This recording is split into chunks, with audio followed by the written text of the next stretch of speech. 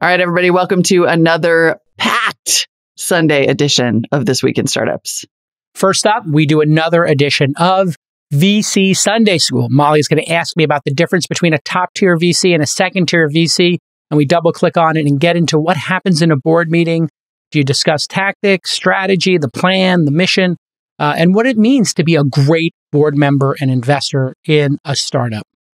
Then I interviewed Dangerous Ventures general partner Mike Lin, who's a climate founder and investor and has some pretty impressive stories, like the time he got the boot from Apple for being insubordinate. Hello, sounds like my kind of guy. I like him already. All right, it's going to be a great show. Stick with us. This Week in Startups is brought to you by First Republic Bank, where everybody gets a personal banker who's reachable by phone, email, or text, and through First Republic's banking app. Learn more at firstrepublic.com. Member FDIC, equal housing lender. Superside. Ambitious companies need the right design partner in their tech stack, one that doesn't sacrifice quality for speed. Get $3,000 or more in credits when you sign up for an annual subscription at superside.com/twist. And Notion is one place for notes, docs, projects, and everyday work that goes way beyond a wiki. Go to notion.so and use promo code TWIST to get $250 off an annual team plan. So I think this is a question that has started to come up because I'm a new investor trying to make my name. Your name, however, is fantastic. And so we have this sort of interesting dichotomy that was well stated on Twitter the other day, which was, it was Ali Mohammed, right? Ali Resnick is the CEO of Belong, a startup that's innovating the model of long-term rentals and home ownership, evidently. Okay. About a week ago, he tweeted this, and I want to ask you about it. The difference between a top-tier VC and a second-tier VC is so massive that I'd go as far as saying that I'd choose to bootstrap if I couldn't raise from the good ones. And then when asked about the specific differences in the replies, here was his answer, which was a top-tier VC is at worst unhelpful and best improves the odds of success dramatically. A second-tier VC is at worst catastrophically invasive and at best unhelpful. Got it.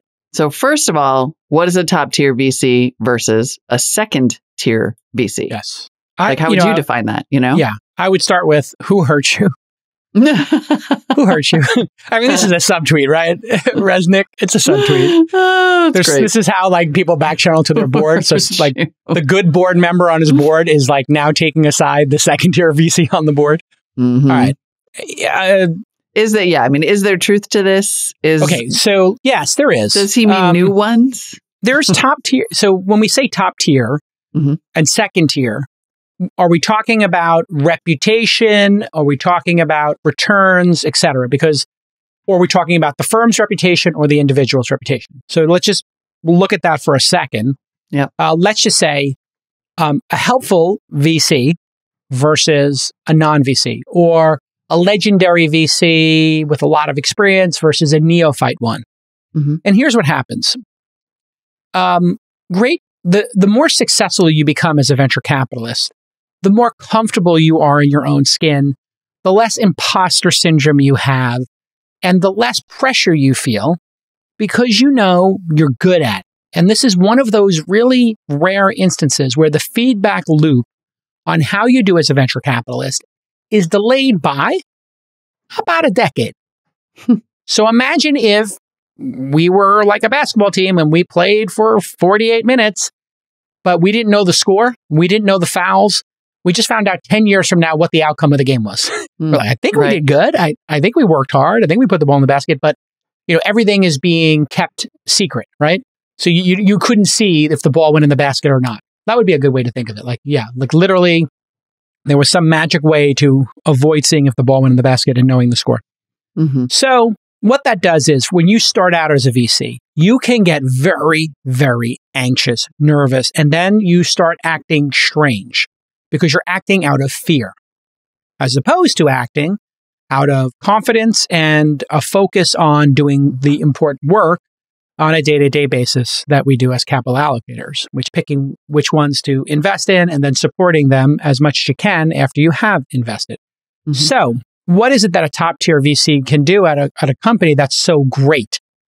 Well, when you get somebody who's really good, if you're a first-time founder, they might help you avoid 10 common mistakes, each of which would have cost you weeks of work to figure out and have the risk of ruin, or could be distracting, and problems like that. In other words, okay, we should do accrual accounting. You should use this accounting firm. Okay, we need a world-class IP attorney. I know one. Or we need HR support. I have the great person for that.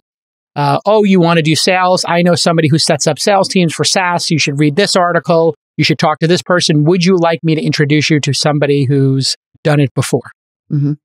All of that can be transformative for a first-time founder. I see it up close and personal all the time where they're struggling because they're doing something for the first time, right? So the first time, you are, I'm sure a real estate broker, and the first transaction you go through, you can make a lot of mistakes. So having a mentor can be really helpful. So, pick whatever vets on a basketball team, the rookies, there's all kinds of advice you can give. Now, what can go wrong? Oh, my Lord. Mm-hmm. Well, if the VC is second guessing the founder, and the founder says, hey, here's our plan for the next year. And the VC is like, what about doing this? What about doing that? Can we get a research report on this? Can I get these statistics? And all of a sudden, some VC, and I hear this all the time when I'm on calls, the people who are the, seasoned individuals, they may ask one or two strategic questions per board meeting. Mm-hmm. And then you'll have somebody jumps in the board meeting and they're just there to show how smart they are. And then they're asking all these requests of the management team that takes so much time. Yeah. And that can send This is the founders catastrophically invasive part that Ryan referred to. Yes. And I'm sorry, that Ali referred to. And the CEO of companies, it's generally accepted, serve at the behest of the boards. Now, sometimes a founder and their co-founders will control the board. So de facto, they're answering to a board which they control. But oftentimes, they're answering to a board that they have to build consensus on. And that's where governance is a good thing. And so what if that person is on the board creating these wild goose chases, wasting time, and generally making the founders and their management team jump through hoops? Mm-hmm. What I do, they present the plan. I say, great. Is there anything you're concerned about with this plan? Like, let's say we're doing planning for the year. Anything you're concerned about? Anything that we can be helpful with? And then maybe I'll look at the plan and say, I don't know, how many sales executives do you think you need to hit this plan? And what's your strategy for recruiting sales executives? I might ask a question just to hear their thought process, right? Yeah. But other people will ask for data and studies and this, and maybe we should do a group and and it really gets annoying real quick. It's very interesting because it seems like, I think on some level you can sort of take the top tier and second tier VC out of it. Like there's certainly what you're saying is that if you're new, you can get anxious and you want to do this because you're trying to prove yourself. Right. However, it seems to me that a lot of this is really about understanding what your role is in the ecosystem. Like your role is to support, but not like why are you trying to micromanage a business that isn't yours? Yeah, exactly. You're a shareholder in the business. You're there to make sure that the business is being run properly. The shareholder classes are being represented, but you're not there to run the company. So it would be like, Michael Jordan becomes a coach and he's on the bench and he's like, decides he's going to get in the game and set a pick. It's just not how it works. You're not in the game. So you have to understand that line. Yeah. And when you say you're there to make sure the company is run properly, even that is a nuanced statement, right? Like you are. Yeah. You're also not. Well, no, you are. You would want to make sure that we filed our taxes. We have directors and officers insurance. What's your definition? We have an HR department, right? So what's your definition of properly? Exactly. What are the check boxes versus the leave me alone? I think the checkbox items are things that have to do with proper governance, holding regular board meetings, doing proper accounting practices, proper legal practices, proper HR practices. These are blocking and tackling and infrastructure things that are so easily accomplished that if they're not getting accomplished, you have to really wonder, do we have the right CEO here if they can't get those things dialed in? So, and if it's a first-time founder, what is it not? It's not, I want you to hire this person. You should be managing like this. You should be talking like this. You should be, I would say it's not, Pursuing maybe, this customer, yeah. The day-to-day tactical. If you look at, there's a mission for a company, there is a plan that you're trying to execute against that serves the mission. And then below that mission and plan, you have strategies to fulfill that plan. And then you have strategies that are backed up by tactics. Tactics tend to be something you do on a day-to-day, hourly basis. The strategy tends to happen in quarters. And the plan tends to be done for a year or two, and the mission tends to be done for a decade. So I like to look at that mission, plan, strategy, tactics. Sometimes you'll have a board meeting and get into tactical issues. Hey, how are we going to sell this product? Sometimes you'll have a board meeting where you review the plan, hopefully at the beginning of the year. Hopefully you're touching on that plan every quarter. Hey, how are we tracking against the plan? You could talk about strategies, right? I see most of the time people are talking about the strategy and the plan. The mission tends to not change that often, but you might have every couple of years, hey, is our mission still the same? And so I think the higher up the big picture it is, the better. And then sometimes a founder will say, hey, listen, I'm having a tactical problem. I can't hire developers. What are you seeing across your portfolio as a strategy for that? Or a tactical issue, hey, we're having patent lawsuits. How do we deal with them? We have patent trolls, right? So it can get tactical, and you can be super helpful tactical. So I've been through things now after 11 years where I can just tactically tell somebody, pick up the phone, call this attorney, call this accountant, call this headhunter, and they'll solve the problem for you in all likelihood. So I can just point to where the solution is. But on strategy, that's a conversation, right? And the plan is a conversation. And so I like to keep it, as high up the stack as possible. If the founder wants to get tactical, sure, we can have a tactical discussion. Yeah. Listen, in business and in life, long-term relationships are the key to success. And First Republic Bank believes they're also the key to your financial health and well-being. That's why every First Republic client gets their own personal banker to serve as their guide, confidant, and single point of contact. Have you ever had money issues and not been able to reach your bank quickly?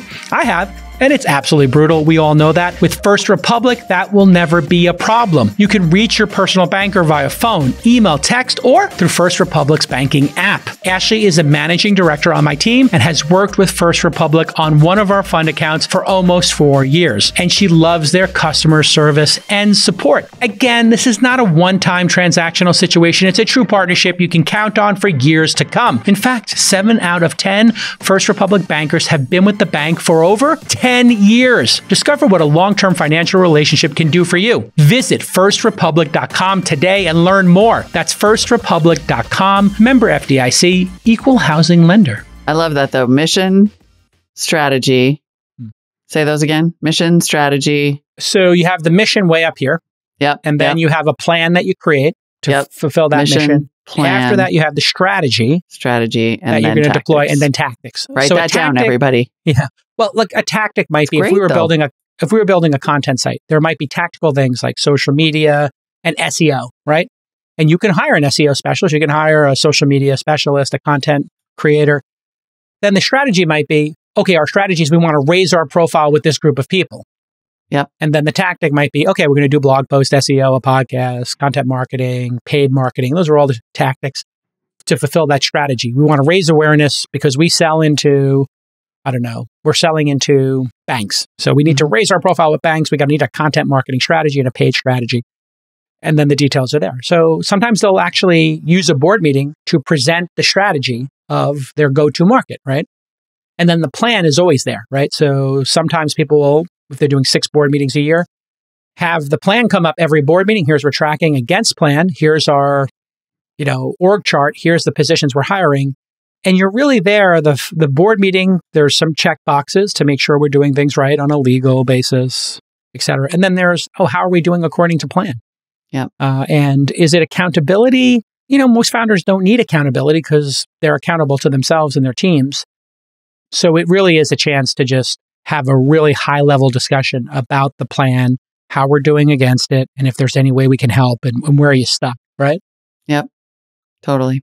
We have, in fact, an interview that was done back on Twist episode 1141 with Circle Up founder Ryan Kaldbeck talking about the board member from hell that a VC constantly disrupting board meetings, asking Circle Up's team to do his own outreach and research, trying to sabotage a deal. I mean, it seems like there are lots of layers. Calling in from the back of a cab and complaining. I mean, being negative. Wow. I would say being negative is, I was told early on when I started doing I started joining boards like Dine and some other ones, savings.com. And I just did it because I got basically paid in equity before I was actually writing checks.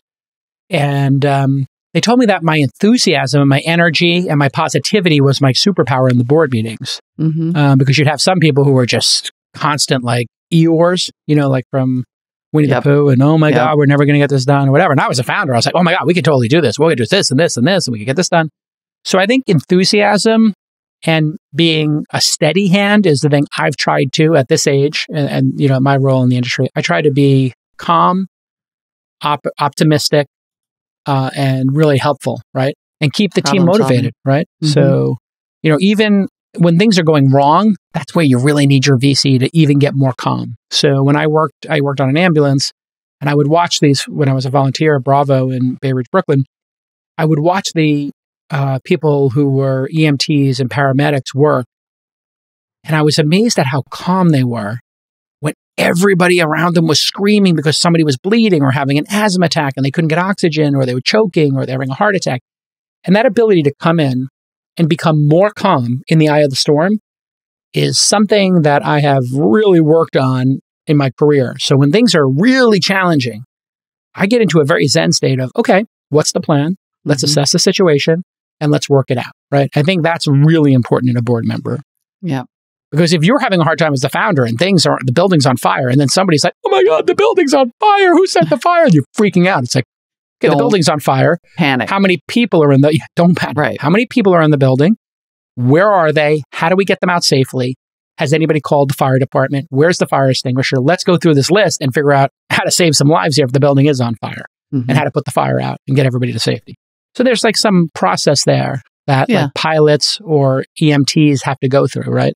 To deal with challenging situations. And this is somewhat self-interested, but I like to think that my personality and style would lend, I don't think you have to be a super experienced VC not to be a lunatic who's up in someone's business unnecessarily, who panics, right? So maybe what he really means by top tier VC is not, because I'm sure you could probably find somebody from Andreessen or Sequoia or something who panics and is up in your business. And you could probably find somebody from a smaller firm or who's new at it who doesn't. I would say those firms are so good at what they do that they know how to hire for what I've described and, in terms of what's good or whatever. So I do think that they I have seen in those places that they mentor their partners to be good at this, and they mentor them by showing them.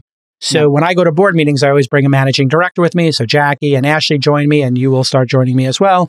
Sometimes I've had Presh or Maureen or Kelly join me, and I'll ask the founder, hey, can one of my up and coming folks sit in on the board meeting? They're just going to listen so they can see how I behave in a board. I can sort of teach them these things. And so there is a contingent of people who, because they write the checks, see themselves as super important, maybe more important than they are. And maybe they have an outsized view of themselves and their ability. You have to come to this job, this vocation, with the understanding that you're not a player anymore. You're not on the field, and that you're here to support those people who are.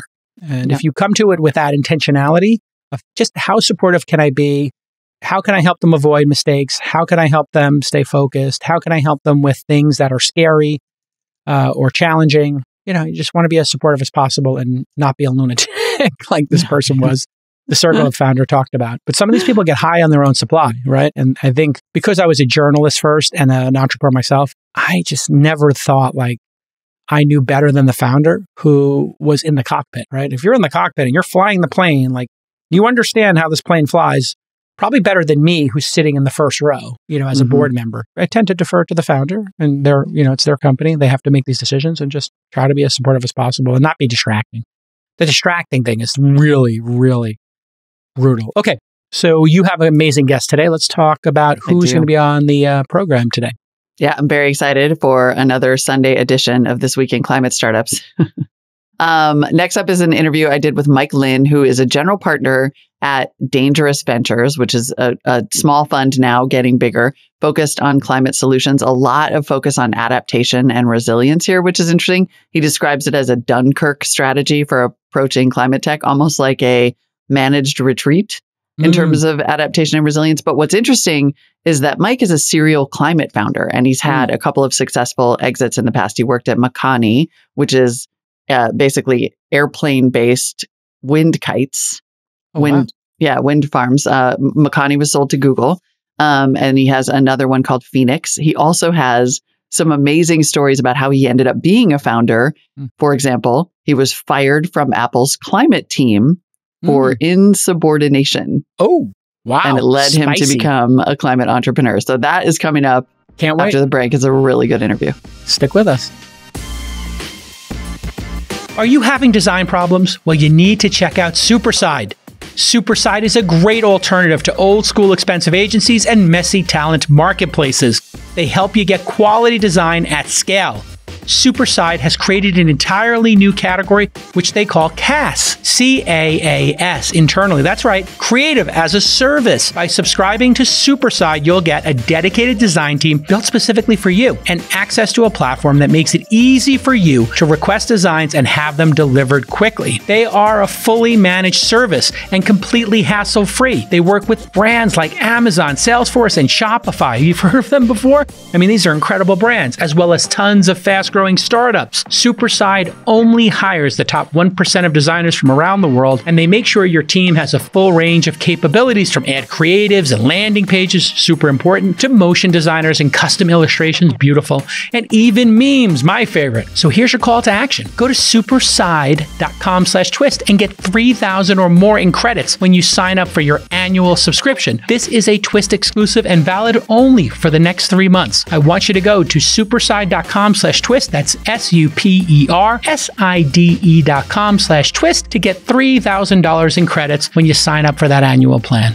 Welcome to another episode this week in climate startups. I'm super excited to talk to Mike Lin, who is a serial entrepreneur in the clean tech space and also investor. So that's super great, because so far I've mostly talked to clean tech investors or climate tech investors, and you have both ends of the spectrum. So I think we're going to have a great conversation today. Welcome, Mike.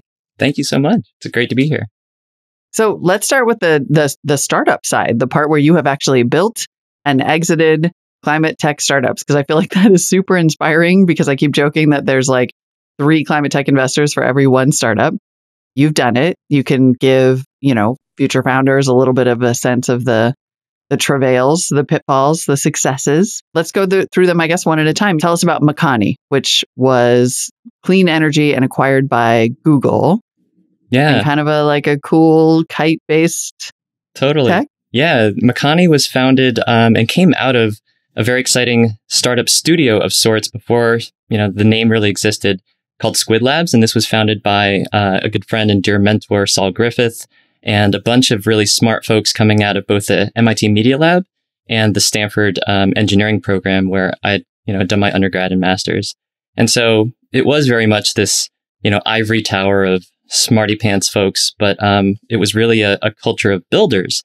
And they were doing consulting on everything from solar pavement for some, high net worth individuals who had some crazy idea, to the idea of a food replicator, which now, of course, Freeberg and Canna are doing. It's really exciting that these ideas were kind of in the primordial ooze a decade or so ago. And as kiteboarders and avid, kind of water sports folks, they were out there playing in the water and realized, why can't we just harness the high altitude wind? Why do we have to just, play around with small wind turbines just a few meters off the ground? And so that's where the idea of an airborne wind turbine was born. And I started actually off at one of the other companies within Squid Labs called Potenco. And this was a human power generator concept using muscle power to produce electricity, but for applications in the developing world. And so this guy by the name of Nicholas Negroponte at the Media Lab started this nonprofit called the One Laptop Per Child Initiative. Yep. And they had this beautiful, smart laptop. Kind of a thing that everybody's heard of. Yep. yeah, it was really cute, really fantastic initiative in concept, but they didn't really fully realize, to get these things out there needed to be power. So it was a bit of an oversight. They had a little hand crank generator on the side. And so there was a number of concepts that were being born at that time. And I was one of the first employees there. It raised a few $1 million, but that company was actually a massive, massive failure. And that was actually my first entrepreneurial experience. Isn't that how it's supposed to do? Like, that's how it's supposed to go. You're supposed to have a massive failure and it makes you better. And then everybody wants to invest in you because you're a seasoned, like a battle-hardened founder. Yeah, totally. And that team was able to be parlayed into, helping Makani get off the ground as, it was a group of really talented engineers, entrepreneurs, technologists, and a myriad of different, talents under one roof. We were working out of the old control tower at the Alameda Naval Air Base. And so we had just this massive runway where Makani was able to, procure a fire truck loaded up with water, so it was nice and heavy, and launch these high altitude, kites, first initially flying them around in loops and circles and being able to generate power on the ground. And it's since evolved into a whole series of other really interesting technologies and eventually acquired by Google and brought into Google X. I want to ask a whole bunch of more questions about Makani, but I want to go back to the muscle generated energy thing because Sure. can that come back? I mean, I was thinking, I actually had a conversation with somebody who lives out in the desert, way off the grid, right? They're figuring out all these crazy methods for energy storage. Like, well, if we can get sand to drop here, and that's one of the things we were saying is why can't a Soul Cycle class power the building? Yeah. While the class is happening. It can certainly power part of it. And that's kind of where, energy literacy and being able to understand, what is a watt, what is a watt hour, and how do you build this kind of vocabulary and this intuition into early, childhood education and STEAM classes. Because you can generate actually a lot of power. Anyone who's into cycling, they may have that watt meter on their bicycle. They know they can generate a lot of power. But in fact, over a course of a day, a small child could pedal a bicycle, pull, kind of almost like a top, spinning a little micro generator and produce enough electricity to run their laptop. And so the concept is that, it's not a lot of energy, but it could be massively meaningful and transformative for somebody who's living in, say, rural, Kenya, who has maybe a small, efficient tablet, netbook, laptop, smartphone. And so it was just a couple minutes of pulling could give you, an hour's worth of, talk time on a phone or compute, on a small netbook, that type of thing. Yeah. All right. Well, let's go back to Makani. I mean, I do still think kinetic energy, like people going through turnstiles in the subway. I mean, there's just so much potential generation that could be additive. So, okay, you're at Makani and you're building these massive, they look like planes with lots and lots of turbines on them. You're building a physical thing, generating power. At what point did Google come in with X and why? Was this developing into a viable business and they said, okay, we think this is a moonshot for transforming clean energy? Yeah, I was not close enough to the actual deal of it transferring on to Google, but it was really a bold science experiment. And in a way, it continues to be this experiment that there's this massive resource of energy of high altitude wind, which in a way is really concentrated solar. The wind comes from the sun heating up the earth and having the air currents move around, building high and low pressure zones and all this fancy science. But the truth of the matter is the wind is moving a lot faster in the jet stream and there's a lot more energy to be harnessed. And so it was a series of colossal and amazing failures. There's a brilliant documentary of sorts that if anyone's interested, it's worth a watch. It's called Pulling Power from the Sky, the story of Makani.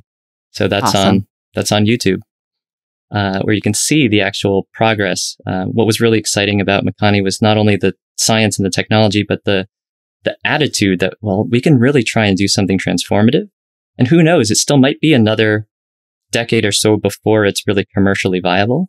But, it's lived within Google and Google X for a number of years. And it's my understanding that it's now transitioned onwards out of Google to, I believe, Shell, which will hopefully take it to the, the next level. I mean, Makani, I do think did become, particularly I think because of that X acquisition and X saying like, this is the kind of moonshot we need. I mean, I have been hearing about that company for years. It really did become a little bit of a standard setter in terms of that sort of outside of the box thinking about energy. Absolutely. Yeah. And I think it was dreaming really big. And even if the company, wasn't really a commercial success yet, and I think really the operative word is yet, right. It may be, in fact, a 20-year journey. If we look at solar and how the very first solar panels were just outrageously expensive. And the only reason they really came into fruition now on so many rooftops is because of decades of refinement and new chemistries and new science and manufacturing and scale that it's reasonable. So even a 10-year project is maybe not the right time scale to think about, bringing something as kind of bold as that idea into the market. You kind of need to think about even larger geological almost timescales. Yeah, which we will totally talk about when we get to discussing investing in climate tech solutions and that specific barrier, among others. Startups need a central hub to store information and collaborate on work more than ever because we're all working remote across different time zones. People are making their own schedules. It's a different world, folks. We all know that. When we went fully remote in March of 2020, Notion became our internal knowledge bank. And we added another 10 people to our organization. And every time they came, we had the same experience. They would ask us a question. They would get a Notion link. Then they would say, oh, I have another question. Oh, we didn't write that down. We would add it to the Notion page. They say, oh, do you have a checklist? I love checklists, right? Well, go to thisweekinstartups.com/checklist and check out the 100-point founder checklist. That's all hosted on Notion that you can copy and then run through the checklist yourself on Notion. Every team from engineering to sales can work together seamlessly. And they have 500 integrated apps, including Google and Slack. Hundreds of thousands of teams worldwide are already delighting their employees with Notion. And really, the employees drive this. Once you give them Notion, they're happier, they're calmer, they're more focused. It just makes you ridiculously productive. And the product is always improving. So go to notion.so and use the promo code TWIST to get $250 off their annual team plan. I use this product literally not every day. I use it, I would say, every hour of every day. You can experience just how amazing Notion.so is. I mean, I know this sounds like a personal endorsement. It kind of is. I love the product. So go to Notion.so, use the promo code TWIST during checkout, get the $250 off your annual plan, and then see the magic. Let me know how it works out for you. I'm sure you're going to love it. All right. So one transformation down. Then you moved on to Fenix, a company called Fenix. That was the renewable energy and fintech startup. And again, I just really want to explore these companies that have sort of laid the groundwork for what is hopefully this upcoming generation of people who are exploring these solutions. For sure. Yeah. So Fenix was, in many ways, rising literally from the ashes of my first startup experience called Potenco. Knowing that... Colossal failure, I remember, yeah. Colossal. It was a big smoking crater in the ground. Had raised several $1 million of venture capital from prominent, angel investors, really, who wrote massive checks. It didn't go to really traditional finance because it was bringing power to people in the most low income, emerging economies like, Bangladesh, Uganda. This is where we were trying to bring this laptop into the world. And, pardon the kind of twists and turns, but the notion was that Potenco failed because its business model was actually terrible. Mm-hmm. It was hitched to this one laptop per child initiative, a nonprofit that was very well intentioned. It had massive, donors and backers handing out laptops for free to the world's kids. And the notion was that, okay, this is an education initiative. We're going to educate, billions of kids around the planet when they don't have, schoolhouses and teachers and books. The internet and mesh networking and this clever little device would actually just change their lives. Yeah. Great concept, but in fact, nobody there was asking for it. This was somebody in an ivory tower kind of saying, hey, I've got this technology. I've got a hammer looking for nails. And what we found on the ground as we were doing this user research, and, I kind of came from the Stanford Design School with a design thinking approach. Looking and observing and talking with folks, we realized billions of people around the world are living at the base of the pyramid, but they're solving their own problems with their own solutions. And they were using $10, $15 Nokia kind of candy bar phones that were really garbage to us at that time, but they were using it to do really innovative things like call a buddy and say, hey, what's the price of coffee that you're getting at this market versus that market? Or, what fish do they have coming into this, this trading post or that port? And so actually the aha was people don't need laptops. They're not asking for these. They're actually using cell phones. And so we built Fenix after Potenco failed because that company relied on the success of the laptops to sell human power generators. We realized the need was actually people want cell phones. They're actually buying them with their own hard-earned money. It wasn't some charity handing out cell phones, or in this case, laptops.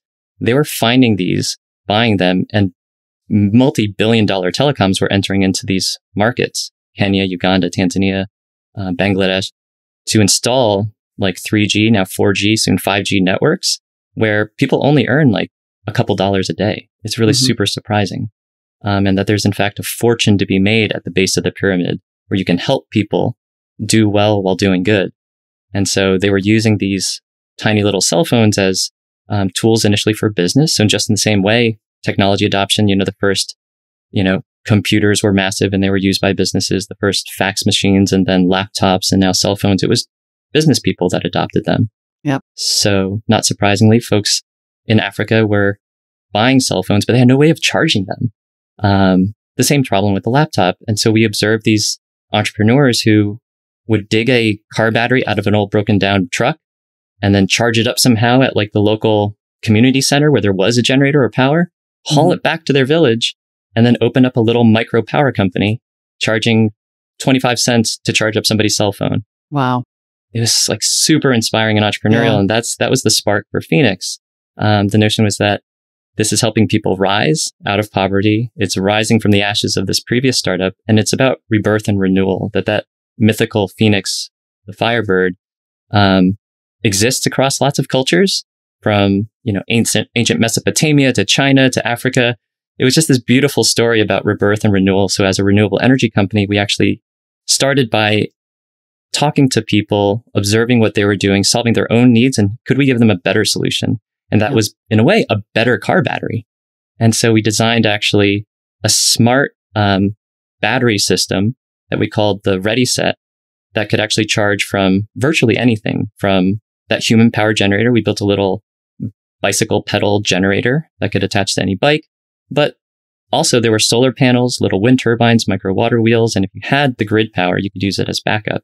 But it was designed first and foremost to be able to charge cell phones, which was really novel at the time. There were tons and tons of meaningful charities and even some startups and for-profits that were distributing solar lamps and lanterns, because that was really call it the Western view of, okay, poor people, they need light. It'll help them, study, and, kids can get an education, they can read. That's really great.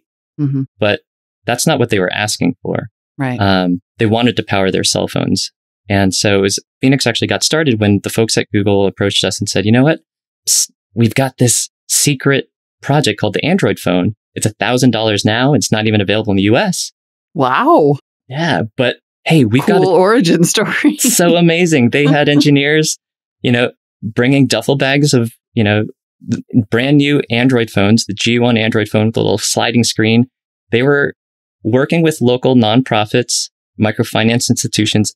And the great thing is the local telecom, MTN, a big South African telecom carrier in Uganda, to pilot smartphones with farmers and entrepreneurs to see, hey, how might you use this phone? What are you going to do with it? And so they were looking up farming, kind of tips and tricks. How do I deal with this pest on my tomato plant? Oh, I got this weird fungus on my, coffee plantation. And so they were doing that, but they were also watching World Cup soccer and sports betting and all sorts of things that, people do on phones. And so far be it for us to say, no, you can't do that. They're furthering their businesses, but they needed a way to power these phones because they were literally blowing up, $1,000 Android phones from car batteries and diesel generators. Yeah. Wow. So we got that start. It was the spark by talking with folks. And in fact, a really interesting partnership with Google, the Grameen Foundation that pioneered microfinance in Bangladesh. The Grameen Foundation brought the capital to help actually finance these phones and then our power solution for these stakeholder farmers and entrepreneurs. It wasn't a handout. It was actually built to be this, sustainable model. Yep. And so you were the founder and CEO of that, and it was acquired. That was your second exit, right? Acquired by NG Group. Yeah. And then this is where we get to a story that I am dying to hear, which is the part where you go to Apple to work on the climate team there, and you get yourself fired for insubordination. In fact, can you talk? Are you allowed to talk about this? Are the Apple guys going to show up at the door like that? Yeah, this was now actually a decade plus ago. And in fact, it was before Makani and Potenco and Squid Labs and all that. Oh, it was? So, okay. Yeah. So this was like origin story. For sure. Yeah. It kind of was the shove out of the nest that I think I actually needed. So I had studied product design and mechanical engineering at Stanford and the D School. I was always interested in the environment. And my dream job really came into fruition when I was in grad school. And so I was working at Apple my second year of grad school. And I had this incredible role with the environmental technologies group. It was a super small team at the time, just 4 people. I was really the 4th member. And I was tasked with really helping the company define its climate change and mitigation strategy. And I'm like, oh my gosh, I'm a newly minted grad. I can't wait to dig my kind of teeth into this. Mm-hmm. And I thought, what better than to email Al Gore? So he had just spoken at Stanford, giving his Inconvenient Truth presentation that eventually turned into a film. Right. And now here he is with his like Apple laptop with the glowing white, logo. And he's like saying all this incredible stuff. We need to involve him if we are going to build this, like world changing strategy. And who better than Apple to lead the charge and be really, kind of a thought leader in this space. Mm-hmm. And so it was literally the first day after I, got my newly minted diploma. I walk into, the Apple headquarters in Cupertino, and I get told, don't back up anything. Don't touch your laptop. You need to come to my office. It rolls downhill and you're at the bottom of that hill. And I'm like, what? And you were the bottom of the hill because you had emailed Al Gore? As it turns out, it is a big no-no to go over your boss's head, your boss's boss's head, go over Steve Jobs' head, to go to Al Gore, who sits on the board of directors of Apple. Wow. And so I was fired for insubordination and circumventing the management chain. And I was a nobody at the time. In fact, I was, as common practices in Silicon Valley, like when you're brand new, you actually get hired on as a contractor. I had a badge and an Apple email address, but it had, a little designation saying, oh, well, you're kind of a second-class citizen. You're a contractor. Right. And so super easy for them to say, we're going to squash this bug and just get rid of this problem. Don't worry, Steve. Don't worry, all these, VPs and executives. This troublemaker is no longer a problem. And so I learned really the hard way how big corporate America works. And I was always taught, move fast, break things, Mm-hmm. Hustle. Yeah, right? I mean, it's like the entire founder culture is like hustle and push boundaries and... Totally. Yeah, Wow. kind of ask for forgiveness, not for permission. And in this case, I got whacked really hard. But that's actually how I kind of learned that the startup ecosystem rewards that kind of activity, that behavior, but maybe corporate America a little bit less so. And so actually that's how I found, the Squid Labs folks. Got it. So I mean, that's a very profound lesson. And I wonder how you have used it going forward to think about who is actually going to solve the climate crisis. Because, when I started doing this reporting at Marketplace Tech, we did this whole week in the Valley where we just knocked on doors of the big tech companies and the big venture capital firms. And we said, hey, you're all the people who told us you were going to change the world. Why haven't you fixed this yet? Or what are you doing to try to fix it? And it was kind of astonishing how incremental it was, how risk averse it was. And it sounds like you had a similar experience where you're like, Apple, for a million reasons, not including just stupid hierarchy, will not be a leader here. I have to start my own company. I wonder how that ethos has evolved and continues to drive you right now. Totally. I think that, the future lies with those people who have those big ideas.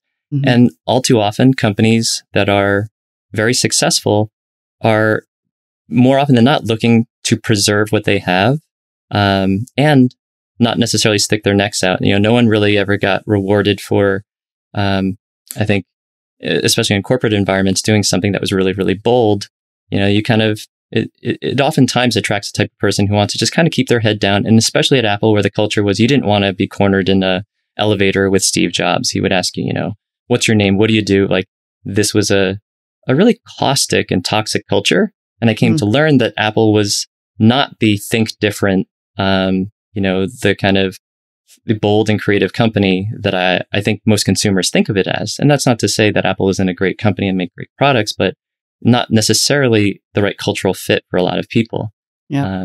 So I think the notion is that, the next generation of entrepreneurs and startups will definitely be those that are bringing ideas, into fruition. And then hopefully it's through acquisitions or through IPO that they'll be able to gain, kind of the capital, the resources, have that balance sheet behind them to make their ideas, truly world changing and at scale. So from being luckily booted from Apple, because who knows how your dreams would have been crushed on the inside, you become a serial founder and now you're an investor. Tell me what your investing thesis is. Tell me what you're doing as an investor. You have an existing micro fund called Dangerous Ventures. And then pulling back the curtain, you emailed me and basically were like, I want to start, what do you call it? A Dunkirk of climate solutions and adaptations and resilience fund. So tell me what you're doing and what your ambition is. Yeah. So Dangerous Ventures. And I really have to credit you, Molly, for all of your amazing work and reporting that helped, inform a lot of this thinking, which is that, the name Dangerous comes from, we're here to solve the world's most pressing and dangerous problems through, venture capital and really supporting this next generation of entrepreneurs. And, sadly, we are not doing enough fast enough. And hopefully there are many, many more funds at the early stage and throughout the whole, value chain and ecosystem to support hopefully more and more entrepreneurs. And that, in my experience as an entrepreneur, I just found that there weren't enough climate, kind of investors. And fortunately, as you said, there's now more and more folks piling on, and we will hopefully see, 1 million flowers bloom as a result. And surely there will be some failures, but that's okay and to be expected. And that the premise is that not only do we need to invest in big, ideas like Makani, but also small ones and medium ones and everything in between. That not all necessarily will be a good fit for venture investors, but ideally, there's this opportunity to fund these ideas that are going to get traction and then go to scale.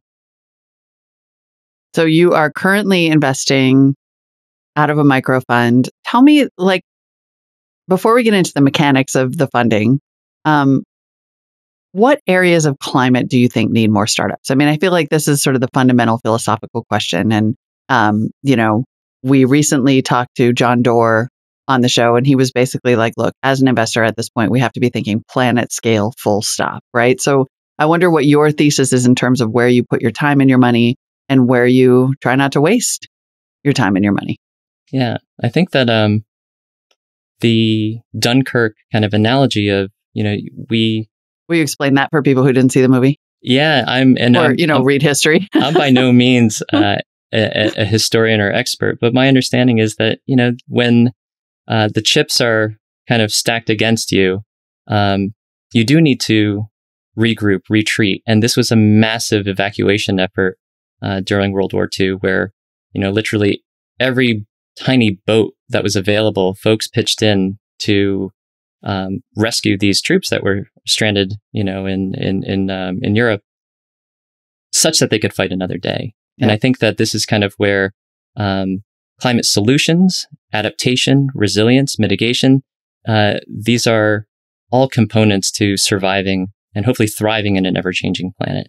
And so I think, an example of one company that we've invested in is called Fion Technologies. Mm-hmm. And so this is a brilliant entrepreneur, Suds, who is just so hardworking, really scrappy entrepreneur who has a company that is looking at wildfire detection and prediction, such that both firefighters and limited resources can be deployed to save people and property, but also that insurance companies can hopefully re-engage in areas where they had otherwise just altogether given up. Because, you can't just do that. There are still people, lives, homes, businesses that are in these fire-prone areas. What are they going to do? We're not just going to give up on them. We can't just abandon them.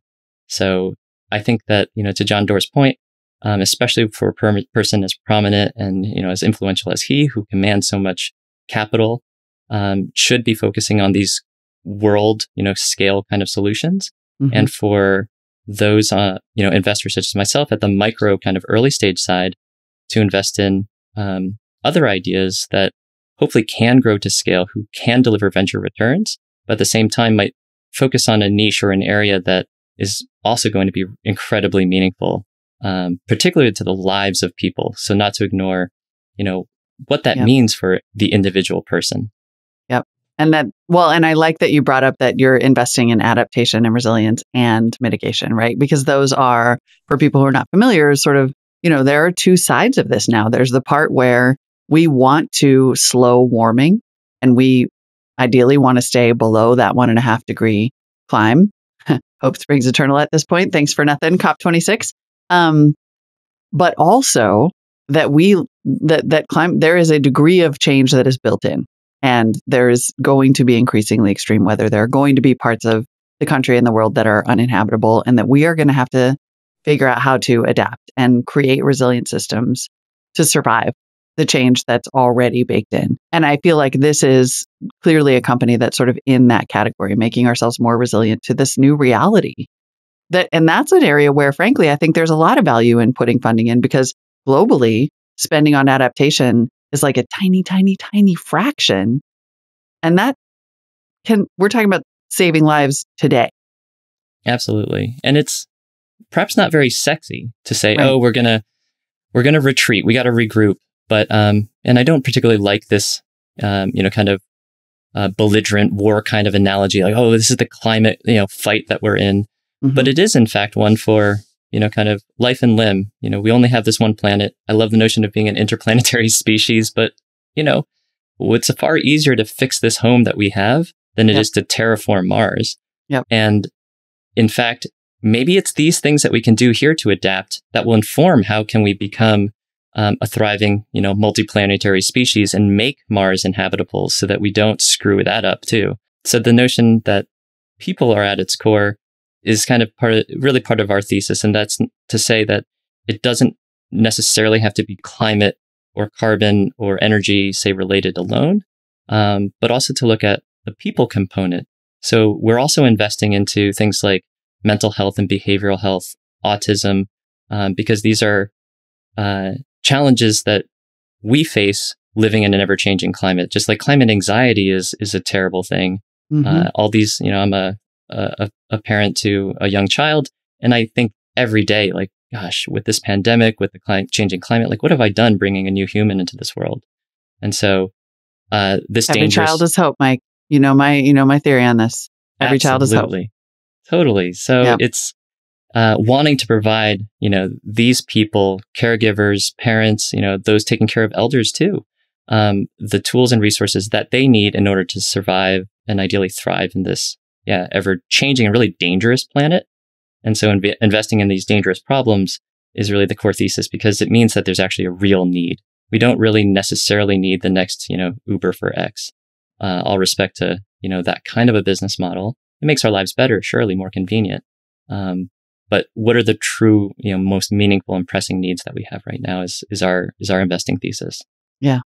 So right now you have a micro fund, Dangerous Ventures, in which you and your partners are investing your own capital. You're actually literally putting your money where your mouth is right now. Exactly. Yeah. And I think that that's where, there is this real kind of mystique to venture capital. It's really hard to break in. And I think that, you all have had some amazing first time or emerging fund managers on the Angel podcast, in this most recent season. And I think that it's such a great, series, because it shows how many different ways that people can break into this industry. And it's one that needs a whole lot more participants with really diverse, points of view, backgrounds, educations, geographies too. It's easy for me to say as, a male who went to an elite university, who studied engineering to do this. But I have so many blind spots. And I think that, we are assembling, in fact, a team that is as diverse as we can ideally build, with the tools and expertise, the knowledge, experience, and across all ages too. Every background that we can imagine, we see that the diversity is really a strength, and that it's because it's a superpower. You can kind of see around corners and anticipate things that otherwise, another person might not see because of their blind spots. And then talk to me about what you're trying to build. Do you want to build Dangerous Ventures into an SPV, a special purpose vehicle?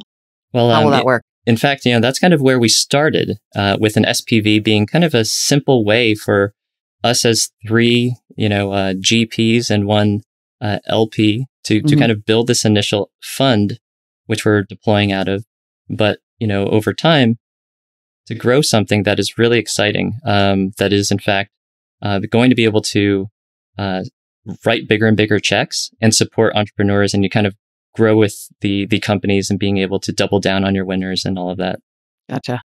Is it easy at this point? I mean, do you feel like money is flowing in? Certainly climate tech investors are a dime a dozen at this point, but hopefully the capital is following, right? Yeah, I think that, with the macroeconomic turmoil that is here, you will see, I think, some people who are just in it to ride the wave, take a pause.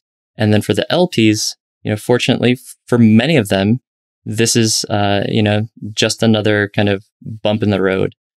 So I do believe, capital is flowing, especially because this is such, a massive opportunity and existential crisis that we need to address. So with this, crisis is a massive money-making opportunity where you can, in fact, do well while doing good. I mean, I just keep saying the total addressable market is the whole planet. So a lot of value potentially. What advice do you have for either, from your experience now, from both sides of this equation, what is your advice for startup founders coming into the climate space? Like, what could we really use here? And then what is your advice for, baby investors like me? Oh, gosh. Well, so for those founders, I think it is it's really important to follow your interests, and hopefully these interests lead to discovery, more knowledge, and then ultimately a passion. And it's not that you need to have that idea yourself. I think it is connecting with others, continuing to explore and talk. But it's I'd say the thing not to do, which is oftentimes easier advice, is don't chase that shiny thing that you think is so great just because it's shiny or you think you can make a lot of money doing it, because that may very well be a fad. Even in the climate world included. It's that if you are passionate about animal welfare and plant-based food and eating, like, go pursue that, because that can have a massive kind of world-changing effect. And in fact, that's kind of where I cut my teeth getting to understand how to build a venture fund and all that. Is I was an early partner in Big Idea Ventures, which is investing in alternative protein, plant-based food, cellular agriculture. But the thing is, there's just so many ways that people can get involved.